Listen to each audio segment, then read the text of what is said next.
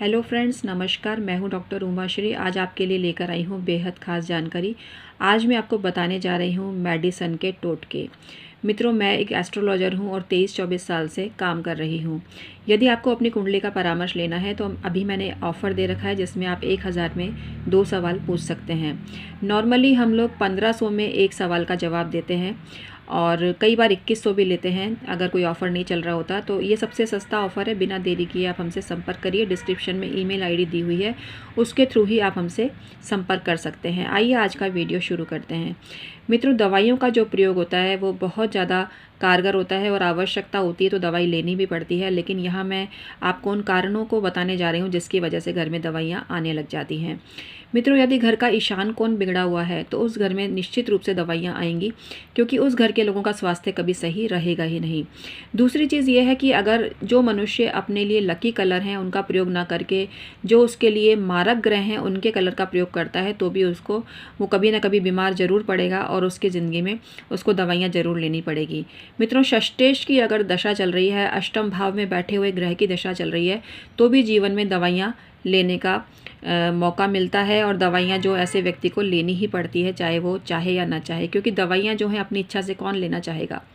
इसके अलावा यदि आप किसी से कोई भी चीज़, जैसे कई लोगों की आदत होती है कि वो फ्री में ही दूसरों से चीज़ें ले लेते हैं, तो यहाँ मैं बता दूं कि दवाई जो होती है वो शनि ग्रह का ही रूप होता है और सूर्य ग्रह का भी काफ़ी कुछ नाता होता है, क्योंकि मेडिकल जो फील्ड है वो सूर्य और बृहस्पति इन सब से भी शासित है।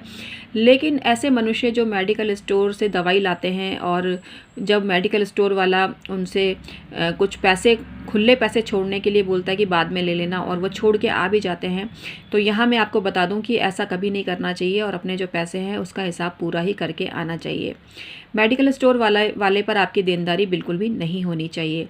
ये चीज़ आप अवश्य ही ध्यान रखें। इसके अलावा जिस घर में साफ़ सफाई और गंदगी रहती है उस घर में भी दवाइयाँ बहुत ज़्यादा आती हैं और किसी न किसी रूप में उस घर के सदस्यों को हेल्थ इश्यूज़ हो सकते हैं। मित्रों, इसके अलावा आपको एक चीज़ का और ध्यान रखना है कि यदि आप कोई निर्धन मनुष्य है और वो शनिवार के दिन दवाई के लिए पैसे मांग रहा है तो उसे कभी भी मना ना करें, बल्कि उसकी मदद आपको करनी चाहिए। तो दवाई के जो उपाय हैं बहुत कारगर है। इसके अलावा दवाई कभी भी सिरहाने नहीं रखनी चाहिए। दवाई हमेशा पैर की तरफ रखनी चाहिए। दवाई का हाथ से छूटकर गिरना शुभ माना गया है। इसके अलावा एक दवाई जब आपने ली है तो उसकी चर्चा आपको किसी से भी नहीं करनी चाहिए। अब जिससे आवश्यक है, जैसे कि डॉक्टर हैं या घर के लोग हैं, उनको तो बताना ही पड़ता है, पर बाहर के लोगों से इसकी चर्चा बिल्कुल भी नहीं करनी चाहिए। आपने देखा होगा कि कुछ लोग ऐसे होते हैं जो अपनी बीमारी के बारे में कभी किसी को बताते नहीं हैं। अचानक से लोगों को पता चलता है कि भाई इसको भी कोई प्रॉब्लम थी या है, तो इसलिए कभी भी भूल कर भी बार बार किसी से अपनी बीमारी की चर्चा नहीं करनी चाहिए। कोई भी जब आपसे पूछे तो उसे यही बोलें कि आप पूर्ण रूप से स्वस्थ हैं और आपको किसी प्रकार की कोई दिक्कत नहीं है। इसके अलावा मित्रों, दवाई जो होती है हमेशा थैली के अंदर रखनी चाहिए। दवाई कभी भी खुली नहीं रखनी चाहिए। दवाई को हमेशा बॉक्स में बंद करके रखना चाहिए। बॉक्स में बंद करके रखने का मतलब ये होता है कि आप उस दवाई को कभी ना लेवें।